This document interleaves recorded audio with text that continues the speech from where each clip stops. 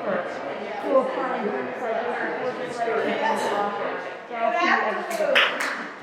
afternoon. Welcome to the first ever book festival in Saratoga Springs, and it's not going to be the last.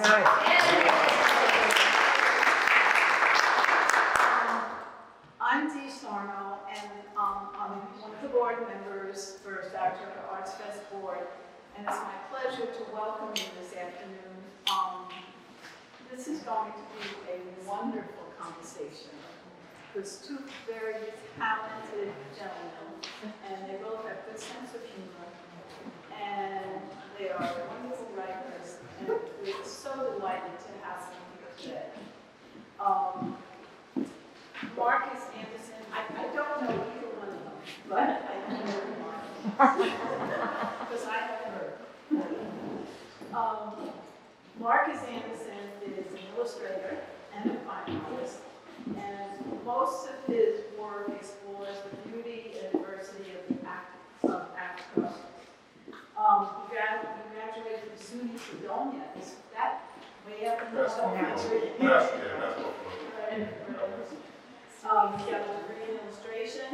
He's co-creator of the comic book series, Snow Days, D-A-Z-E. I like that.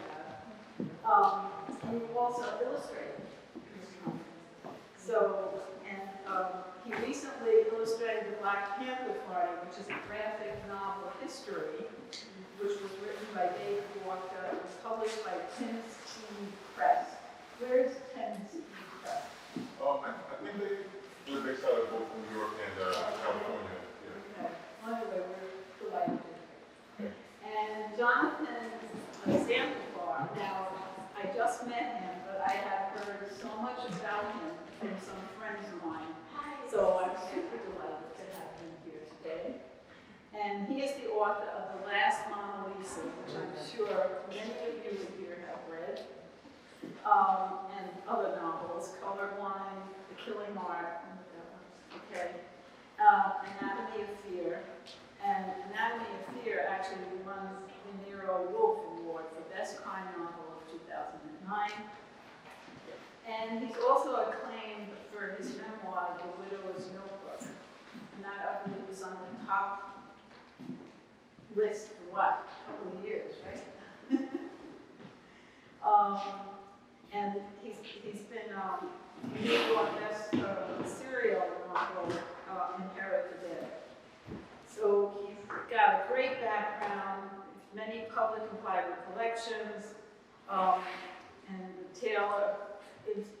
Tokyo's Institute of Contemporary Art has his work, the Art Institute of Chicago, Metropolitan Museum of Art, and he's part of one of the oldest arts community in the United States, created for fiction, Crime Fiction Academy.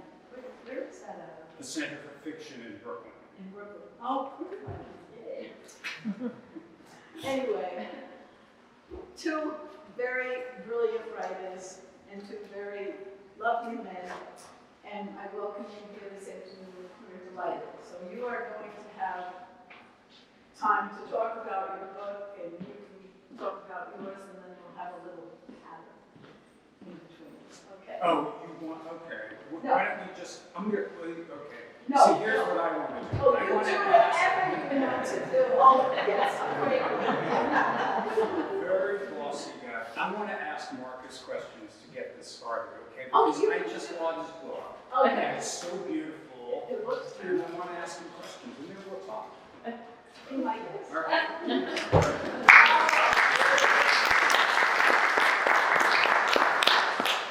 So Marcus, I will give you, as Dee just said, you can talk about it.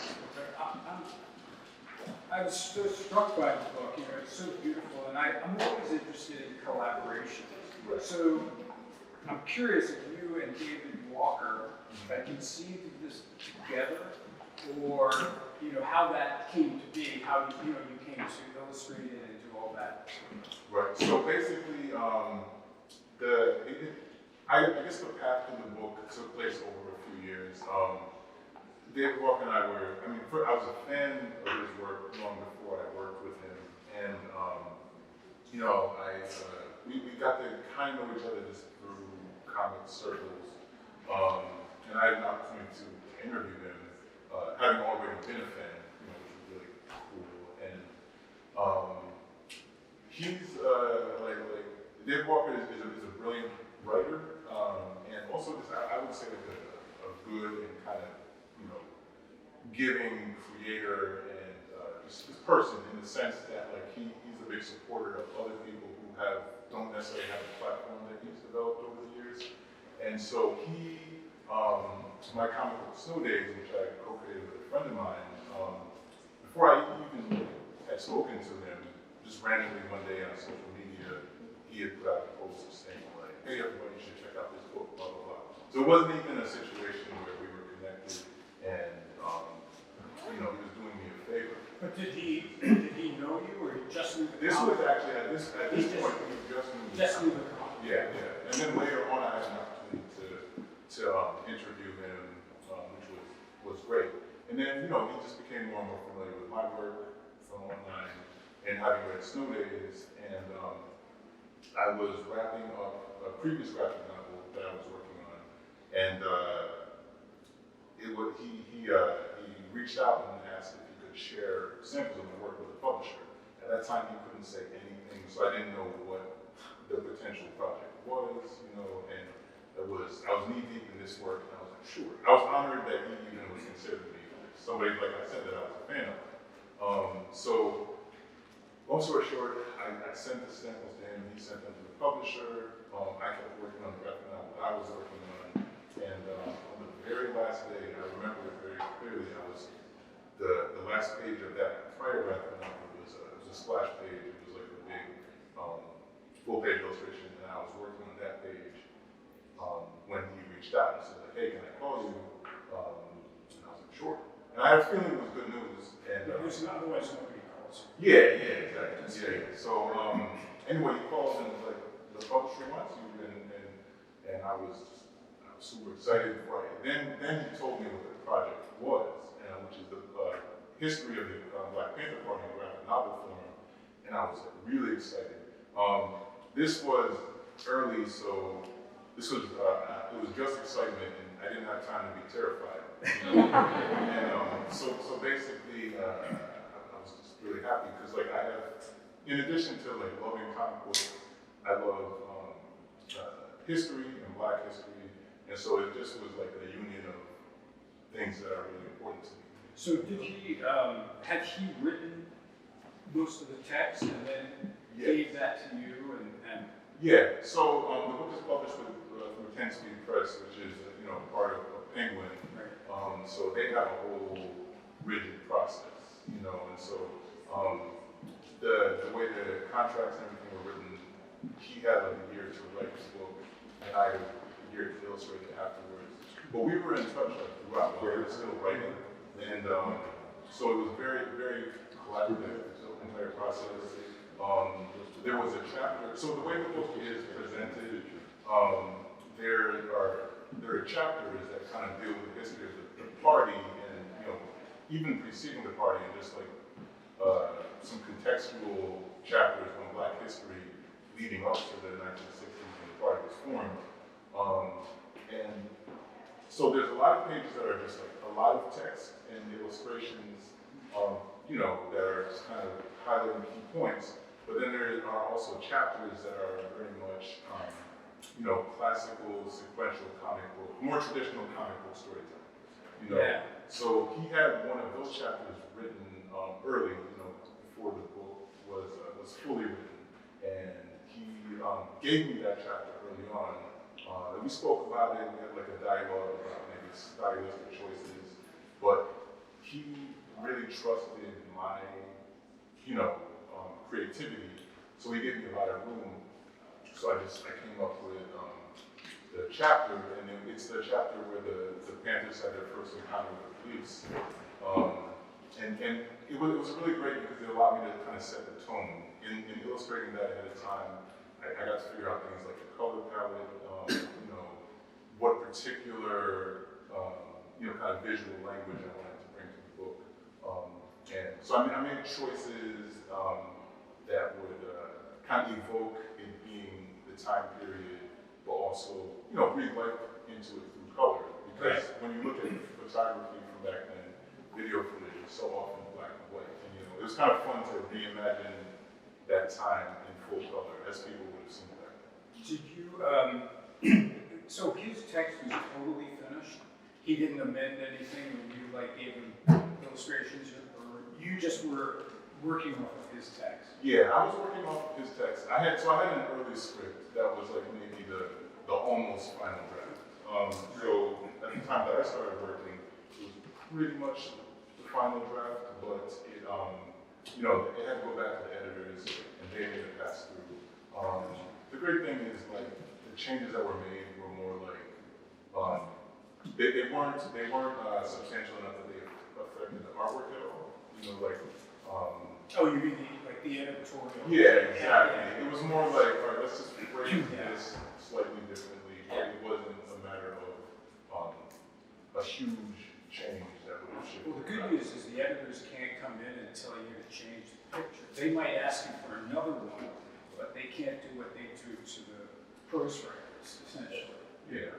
I was thinking that when I picked this up, one of the things I immediately loved about it is that it is a history book, and graphically a comic book. And I taught myself, I didn't totally teach myself, but I learned to read through comic books. Right. And because I was a terrible student, and so comic books meant, you know, I will say that I must have gathered, you know, I was a really cool kid, obviously. And, you know, had like hundreds and hundreds of stacks of comic books, and then I went to college and my mother threw them away.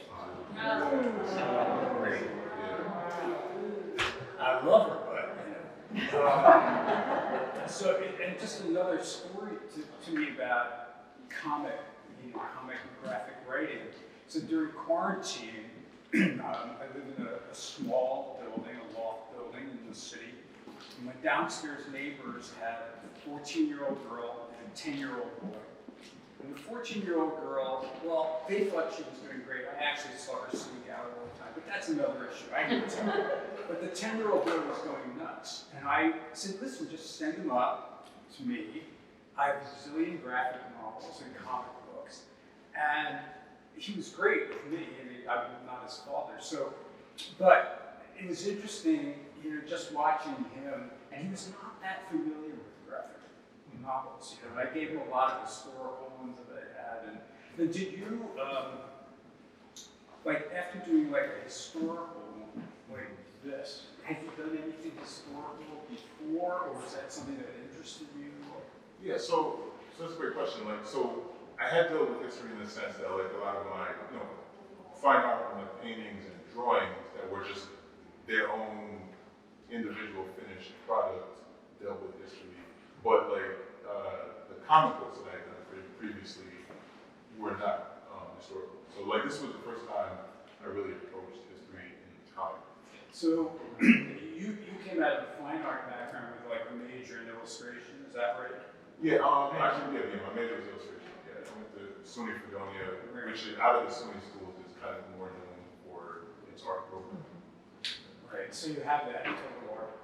Yeah. Yeah. Yeah, background. So yeah, I've always kind of jumped back and forth between illustration and fine art. To the extent where I didn't even draw the distinction, but everyone else did. So Well, you know, I think nowadays those kind of definitions are kind of, I don't know. I came out of art school too, and you know, I was like a serious kind of fine artist painter.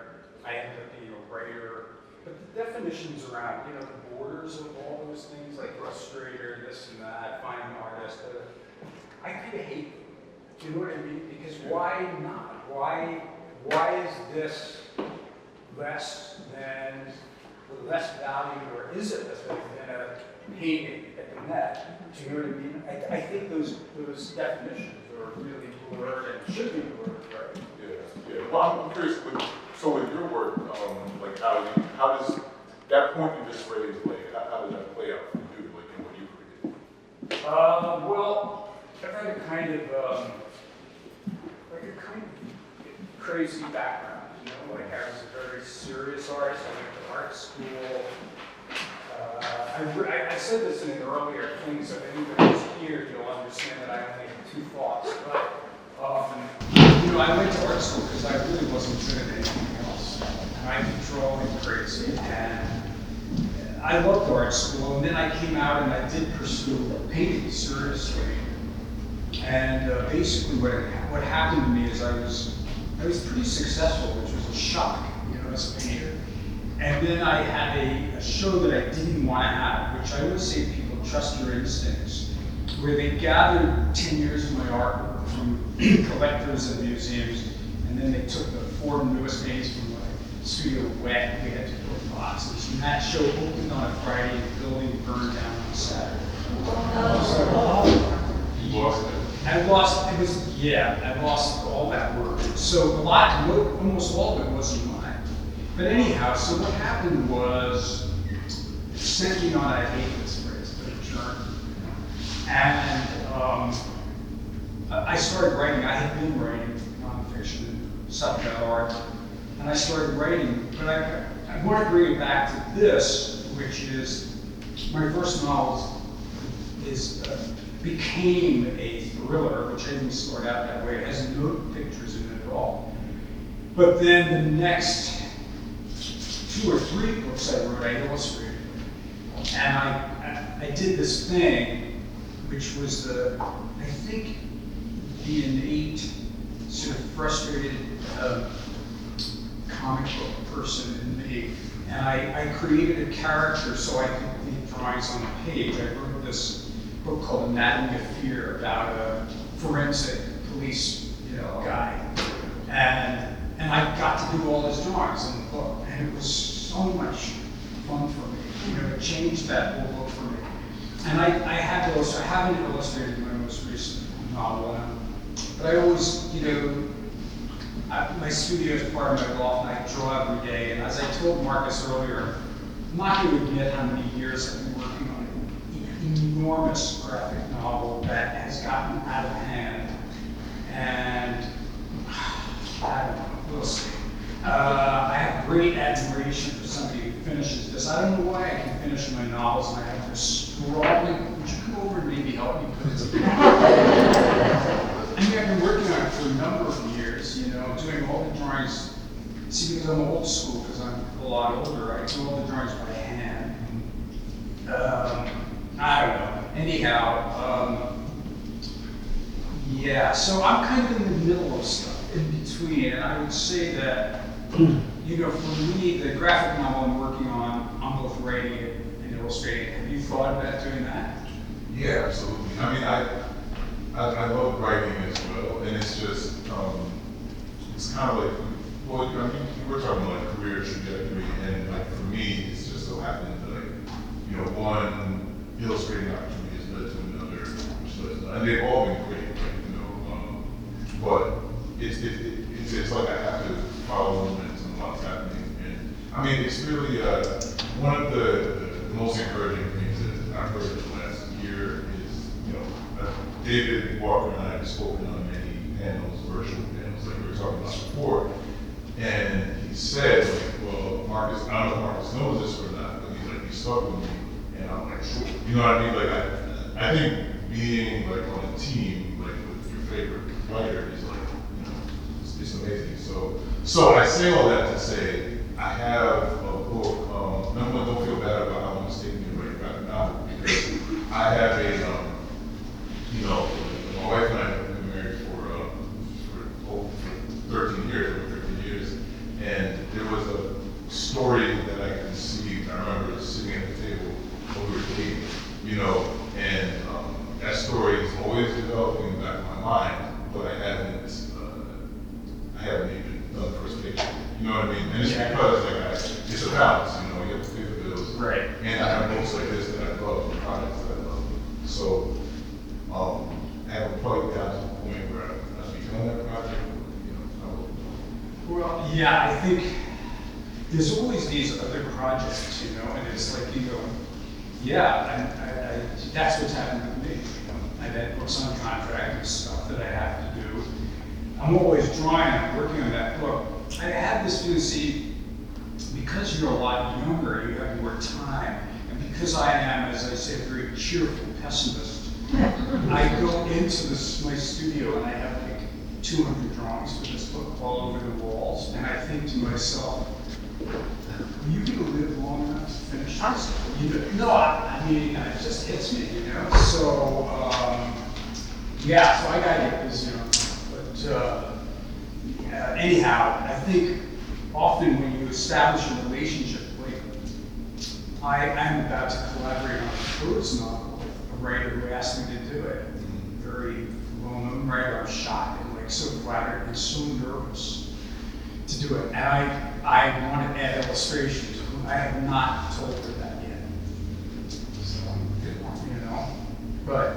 I mean, maybe that will, like, for your, the next artist. Well, when somebody comes to you, they know pretty much, they're coming to you for your illustrator. Oh, that's the question. So, the way you've done the illustrations in here, in this particular style, which has a kind of very frontal, flat, popish, strong, I love the way they look. Do you vary your illustrating you do for different projects? Yeah, absolutely. So like I just had an exhibit that went up that's like all painting. It's basically paintings and on canvas and India ink drawings that are very kind of layered as far as like shadow and texture and lighting. And for this, like you said, like it's very much more graphic style. And like for shading, I use kind of like block cell shading and things like that. So yes, I kind of like go into each project thinking about like what I want to communicate, how I want to communicate it, and that's where in the sketching process I'll just figure out. I always say like the language of it, the visual language. So, but yes, it does vary. So visual language kind of is a combination of your hand and your training, but also is influenced by what somebody presents to you, right? Or what that thing is. It's like all language, all imagery gets somehow transmuted, right? Yeah, and to that point, that was a big part of why, David has said that like he kind of like tried to really stack the deck with the publisher because he really wanted me specifically, and what he had said was the reason for that. There is a lot of variety in my work. I can do work that's more playful. I can do work that's more serious. It's more classical and all those terms. And he felt like that balance would work for this book because there's the pages that are like the biography pages, which will be a full page illustration. Yeah, I saw those. Those are beautiful. Right. And like those ones, they're kind of rendered in. I mean, it's all in comic form, but they're rendered in a way that maybe leans a little bit more towards like my fine art stuff, and then the pages in between kind of have a slightly different style. But I made sure there's a balance, so none of it like looks out of place, or it's like you turn the page and you want to see a different artist. So you just said you have a show that's gone up. So do you have this sort of split in your art life work, or is it just sort of an adjunct to that, or do one think that informs this work, or? Yeah. So yes, I would say that my art, all of it in the many different forms, whether written, poetry, a long time ago music, like it all comes from like the same central part of me, and it's like communicated differently, but like there is a connective tissue that runs throughout, and so like there are commonalities, what I mean, but no, definitely this exhibit that I just put up was really fun for me because I've been so immersed in illustration for the last, I'd say 7+ years, that I haven't really had a chance to sit down and paint. So it's nice to also do something that doesn't have, sort of this project work, deadline. So that it's a different kind of deadline. So yeah, and it's something that's like all me too. Right. I love the collaboration, but it's kind of like I don't know about you, but like I never stop having ideas. And sometimes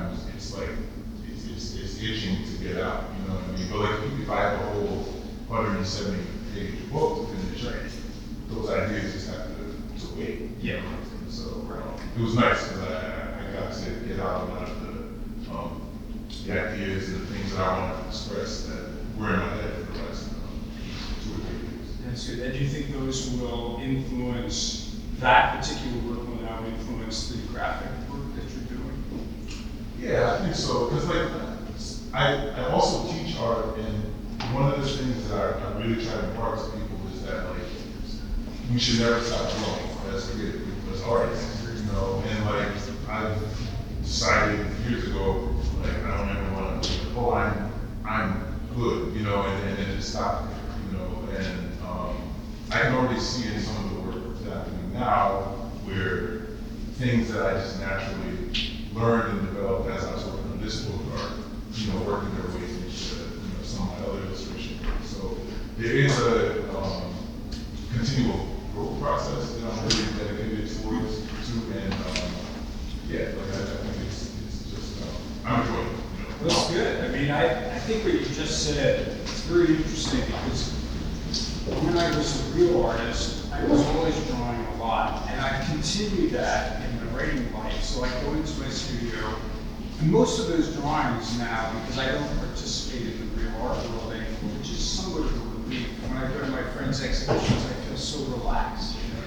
But those drawings I do whatever I feel like. So I post a lot of them on Instagram and Facebook, and when somebody who, it's their birthday, or, and I'll write, I mean, like, I don't know, a month or so ago, for example, I did this drawing of Cass Elliot. You know who that is? A few people who are a little older, mamas and papas, Mama Cass. So Mama Cass and I spent a night together in 19, whatever. Not as that sounds good. But I did a drawing of her, and I just wrote this little story, and you know, makes me feel like that's what I ultimately, not this big, massive thing I'm doing in my studio. Like, I should take these drawings that I don't take as seriously, and these stories about people, and do that. But yeah, I mean, but what I was wanting to get at was that there's like a language, you know, so the language is sort of drawing, it's the under thing. Drawings, I've taught a lot of my writer friends how to draw, because I think it's so interesting, first of all, to do something else, and you learn to see in a way that you haven't seen, right? You know? So, I mean, the only book I fully illustrated was my memoir, which is a grief memoir called The Widower's Notebook. And in that book, I talk about why I'm drawing, what drew me to make drawings during this period of grief in my life. The weird thing is that people think that book is both, well, it's tragic, but a lot of people say it's really funny, which makes me happy, because otherwise. But what I wanted to say was that drawing is this kind of basic language to artists, but it also can translate into other ways of seeing. And you know, I mean, I'm up here in Cambridge for a month because I'm working on a sequel to this, The Last Mona Lisa, and you know, when I feel like I'm going to kill myself, I get up and I draw. You know, I have my pencils with me and my inks, and I just draw, because there's something. Wouldn't you agree that there's just something about drawing that's like the greatest thing in the world? You know? You know? Yeah, drawing, painting too. You know, it's interesting for me. I definitely agree with that. I feel that with both of them. I feel like with painting, because it's almost like it's a building process. Like, for instance, with drawing, if you make a mistake, you tend to erase it. With painting, it's like you paint over it, or you reform it, you know. And I find that process really peaceful in a lot of ways, like, especially when I really get into a zone. And many times it's weird, because I think a lot of, I still know people who get stressed out by that, but I think I have a lot of faith when I begin a painting that I will get to where I'm going to be. And it definitely, I think, the more I speak about this, the more I feel like it, I recognize that it overlaps with my view on life, period. You know what I mean? How so? Well, in the sense that, like, I mean, I tend to be an optimist, even when I don't have a lot of reason to be. And so oftentimes in life, you know, I will look at a situation realistically, good and bad, you know what I'm saying? And the bad part, and it's like, okay, well, how am I gonna navigate? You know, it's I don't get stuck in being stressed out, like, this thing is really bad, you know, and it's kind of hard to try to navigate this. And I think that there's a parallel with that in my painting, because if I'm painting something like that doesn't look right, then I'm just, all right, well, you know what you're doing, you've been painting forever, like, you know, just let's figure it out, you know, and I like that process, I like that discovery. You know? Yeah, some of the things you said hit a couple of things with me. One is that the process of painting in particular is layered, so you create a history that disappears, you know, in many ways, you know. And it's, you know, the thing that I would say also that visual art versus writing a novel, is that you can see it. You know, you see your painting, you see it. You can take the whole thing in. You look at it, you say, that's wrong. Oh, I need to tweak that. You know, when you're working on a novel that's 400 pages and it's all in your head, so your head's about to explode unless you can bring it down to, you know, this thing.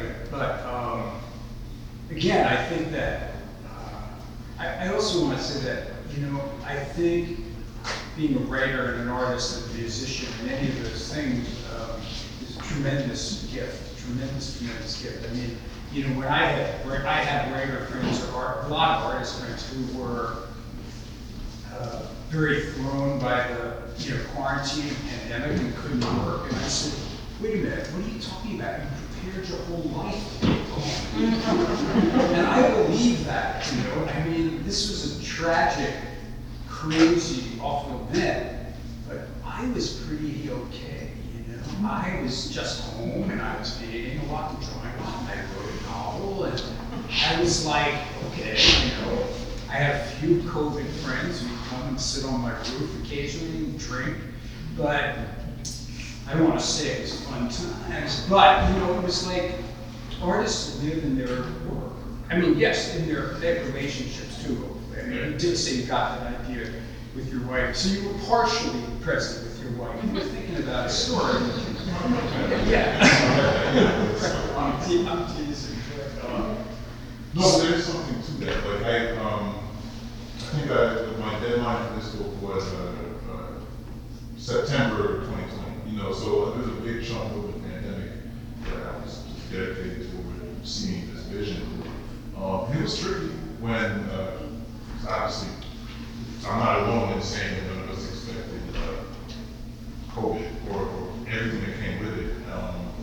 But I, you know, it did. And I was just like, am I going to be able to finish this? Is the publishing industry going to have a big interruption? But, you know what I mean? But like, they're like, no, it's happening. You finish the book. It's due in September. And like, you know, so deadlines are deadlines. And, you know, I had to do what I had to do. And I actually felt grateful that I had something that I trusted, you know. But yeah, even if I hadn't been working on the bullshit, I would have been doing something creative with my time. Yeah. Well, I think that it's, I mean, it's interesting that to have a project, you know, let's say it's normal times, which we hope for at some point, you know, but you always have to go inside a kind of bubble to do that work, right? You know, you take things, everything that happens to you in life affects your work in some way, right? Yeah.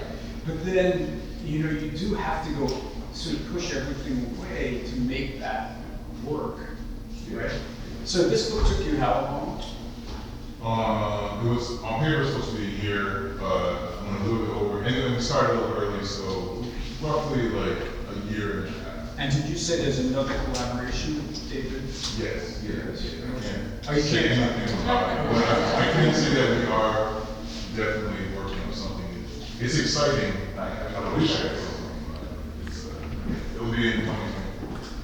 2024. It gives us something to live for. Yeah, that's good. And have you started that project?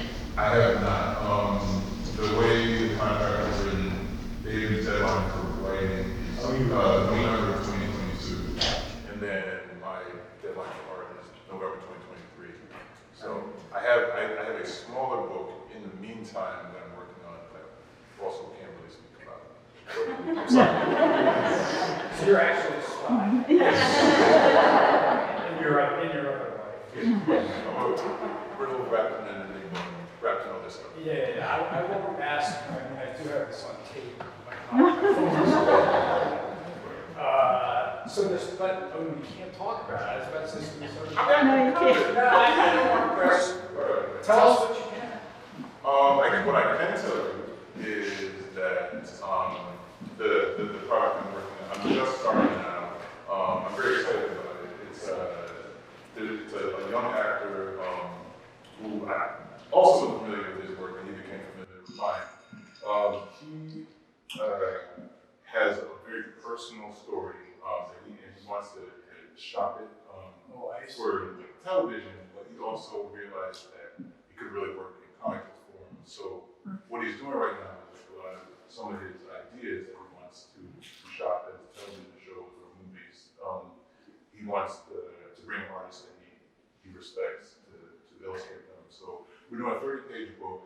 I can say without spoiling everything that it is an interesting mix of humor, supernatural elements, and really personal and introspective family stuff.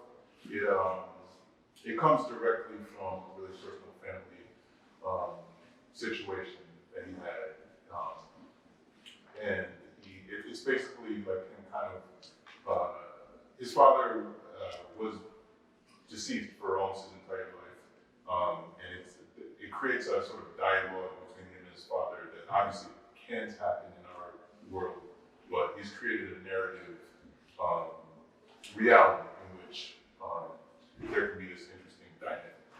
See, this is one of the great things about art, is that you can create a world that doesn't exist, and they do that, right? You know, I mean, it's why you make the next painting, the next song, the next this, not just that you're world creating or creating that world, but also, I think, you can tell me if you would agree with this, but like this last thing, you love this last thing, and it is what it is, but you want to do it a little bit better, clear. You want to do something a little different. And so this guy, all great stories are personal stories in some way that move from the personal to the universal in some way. But you have to become part of his experience, right? To do that, to interpret that. Well, we got a lot out of him on that. This is too much. Too much.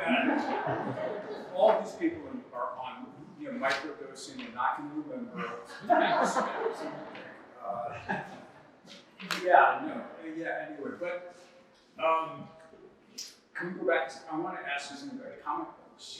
So, the comic book series, you began on your own? No, so actually Snow Days, the comic book series, is completely a partnership between a really good friend of mine. And actually, it originated with his idea that I can speak about. So Snow Days, my friend Leo grew up in Queens, and a lot of times the kids will show up snow in order to make money during winter. And it's one of those things where it starts with a very small anecdote, but he kind of like moved it up to higher proportions. So it's not an autobiography. What happened is there was a small altercation between him and some other kids when they were out shopping, because it's essentially like they all wanted to make money, and it's kind of like, this is our turf, So it was a harmless situation that we all as kids, we had something said, right? And it wasn't that consequential, but it kind of created a germ story that years later, it was like, what if there was a kid in this community that started a snow shoveling business that became huge, to the extent where like he had to defend his turf and think on a real business level. And the main characters of our story, they're all adolescents, and they're kind of navigating that weird space between childhood and adulthood. And they're playing out what they think adulthood is, or you know, and so one of the aspects of the comic that's kind of like larger than life is they run and defend their snow shoveling business, like organized crime. Now, nobody gets really hurt, but it's like, it's not like, there's no lethal situations. But like, you know what I mean? Like, we kind of play around with that element. And at the same time, we would explore family dynamics, cultural dynamics. They live in a small town that previously wasn't very diverse, and then there was an influx of immigrants and, you know, people of color. So, you know, there's cultural clashes and there's a lot of things going on. And they're all navigating this while they're in school. So the first issue takes place on a literal snow day. There's a huge snowstorm. And so you see the kids kind of out in the world because they're not in school. The second issue, which I just finished working on, it takes place completely in school because they're back to school the next day. The snow's been cleared enough, and you know, so you really get to see the characters that you initially saw out in the world, where they had a little more freedom to kind of, you know, play their parts they envision for themselves. You get to see them back in the other creative reality of school, you know. So you finished the second, is this going to be an ongoing comic book series? Yeah, so we had always envisioned it to be like a 5-chapter arc, you know, which would essentially be a graphic novel, you know, because of the nature of the fact that this is something that surely a labor of love and, you know, is not paid work. It's kind of like, as these other paid comics came in, it's like Snow Days would always kind of have to like wait a little bit. So that's why I've been kind of inching forward with it, and why it was only on the second chapter right now. But yes, it will be at least the 5 chapters, and then there's a lot of other stories that we can tell outside of that. There, this is, oh, did you want to? Jonathan, may I interrupt for a minute? It's your game. I think it's your gig. I loved it. I think We're finished? No, we have about 10 minutes. Okay, so Yeah, and I'd like to maybe open it up to the audience a little bit if anybody has questions, but this is fascinating. And I love that you're both to create, you both paint, you both write. How does that happen in one person? It's not fair. I mean, you know, I guess I would just say to that I'm always encouraging people who aren't specifically in arts. Because one of the things a lot of times when people see my work, they're like, oh, that's really cool that you do that. I wish I could do that, but I can't. People never say I can't draw a straight line, and I'm like, you don't need to draw a straight line. You know what I mean? Like, and I really just encourage people to make something and don't worry about it fitting into an art world or a literary world, you know, and just kind of like, because everything starts with doing something, you know, and a lot of times that's where you find that love when you're just doing something. You kind of like Jonathan was talking about doing drawings, you know, for yourself and the joy you find in that. So, I mean, I think everybody should go home and draw something. You know? yeah, no, You're right, you're probably right. One thing, what came out, did the drawing, the artistic part come out, or did the passion to write something? Or was it just, it all was there? well, Marcus had, particularly with that book, you know, he had an assignment, and then he has to envision it, so am I correct? Oh, yeah, definitely. So, let's say the idea, and of course the history exists, this is this is like a historical novel through pictures, right? Yeah. And so, I don't want to speak for you, Yeah, but I wanted to actually respond to what Marcus just said, because for many, many years, I taught in the writing program at Pratt, but I also taught a graphic novel class. But what it was just a kind of learning how to illustrate your writing. I got everybody to do it. You know, these are people in the writing program. And I would just say, you're going to create your own. It's like finding a voice in writing. You will find your hand. And I'll tell you, these people did. Everyone did great stuff, knocked me out. So I'm with Marcus, you know, go try it, don't have judgment. And you know, with my first novel, I didn't let anybody see it, ever, except my wife. Because I didn't want people to tell me you can't do this, it will never happen, you know, so, yeah. You know. So anyway, when you tell those people to do a straight line, No, I don't. I told them don't worry about the line being a straight line. Because you know, I mean, I think that comes from these ideas we have in our head, movies or whatever, the artists are these people. First of all, if you see anybody create a piece of art in a film, some artists labored over it for weeks and created it, and they sat it down in front of Jim Paul. Yeah, I just picked an actor, but you know what I'm saying. Yeah. So is there a question? oh, thank you.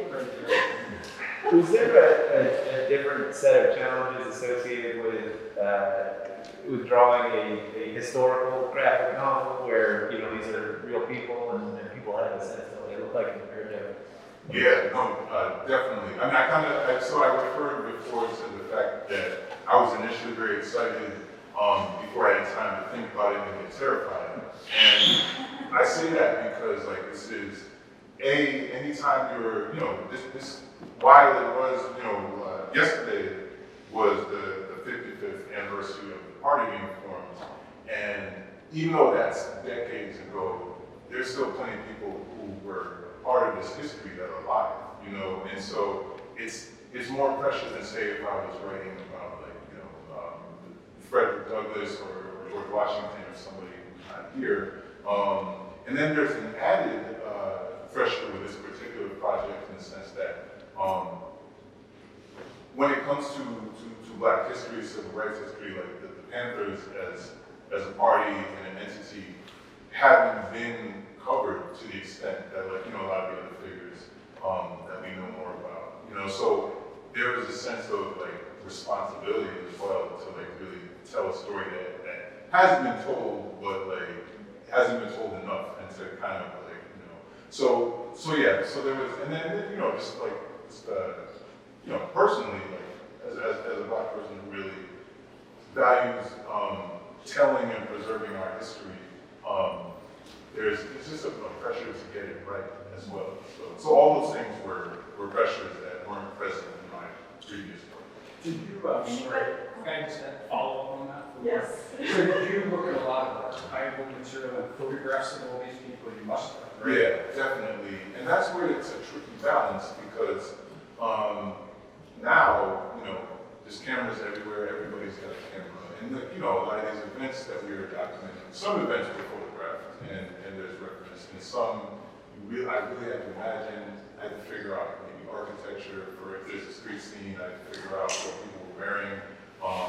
So yeah, the research for this was ridiculous. Like, I think my computer's kind of mad with hard drive space. Like, so, yeah, the research. Somebody else? Oh, there. I'm curious to know if you've developed, either of you, rituals for yourself when you're under pressure to write or to illustrate. Do you seek quiet to do that? Do you listen to music while you're doing it? How do you force yourself or constrict yourself into dealing with that pressure? I'll take it second. Do you have some rituals you want to expose? So there's different parts of the process. So I'll just keep it to this graphic novel, to comic books. The steps of the process for me visually, there's the layout stage, which I always tell people it's like being a director of a film and a cinematographer in the costume and, you know, department. Because you have to, like, figure out how everything looks, you have to figure out the camera angles. So you're taking the writer's words and descriptions, and then you're saying, like, okay, but, like, what does that, like, look like, you know? And so I love that part of the process, but I say that to say when I'm at that stage, I usually don't have music or movies playing or anything. That's like kind of the quiet time because I have to really visualize and I have to read very closely and translate, you know.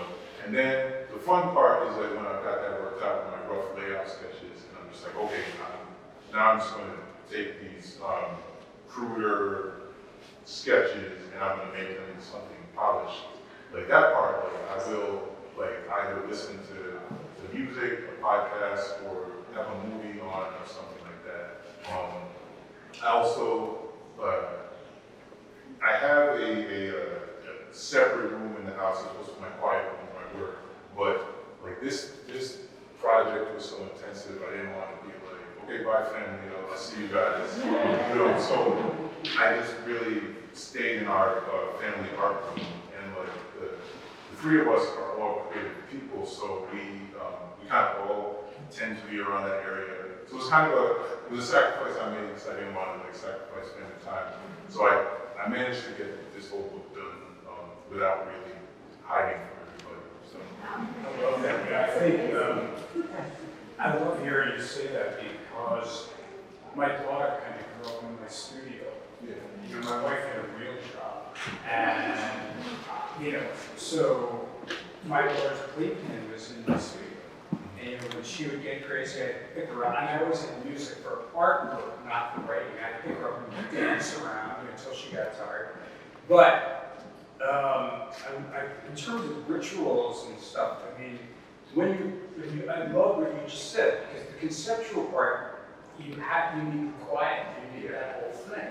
Once you're actually doing this, yeah, the music can come.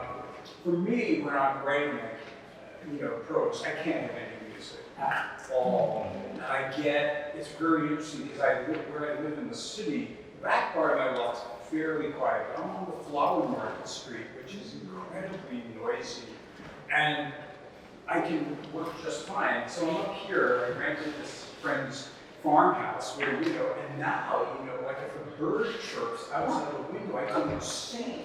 Because everything's like magnified in this weird way while I'm writing. But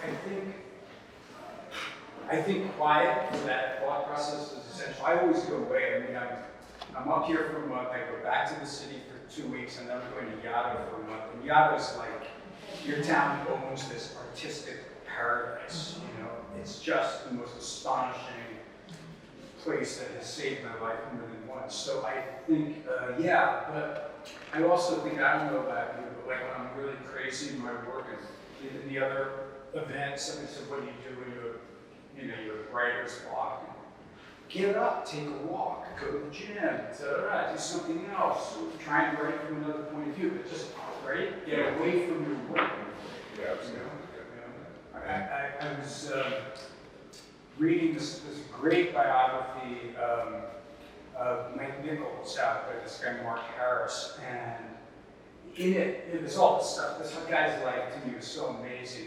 He was 9 years old. His mother stuck him on a boat from Nazi Germany to get out. Comes to this country. He ends up being like one of our foremost directors in the theater, movie directors, all this stuff. But you talk about how you get often your best ideas away from your work. Mm-hmm. You find that? Yeah, definitely. And I mean, to the extent where I try to get much better about just jotting down notes, because sometimes I will lose an idea that so yes, but absolutely. Yeah. Is there another? This right here. Hi, Dad.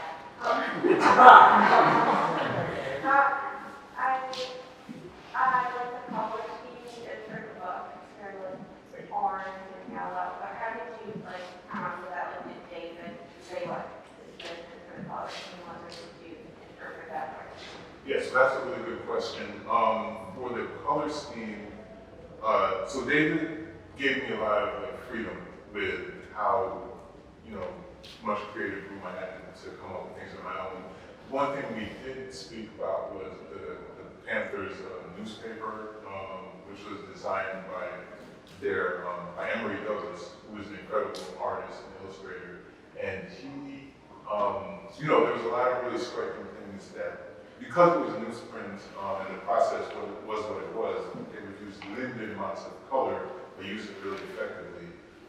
So that's why I would say the color is very much alive in the book, but it's also, I didn't go as crazy with a bunch of colors as I could, whereas I might on other things. So Yeah, so it kind of evolved naturally. When I did that first chapter that I spoke about, that was where I kind of figured it all out. And, orange and blue are my two, they're my favorite color combinations, so a lot of the theme of the book is orange and blue.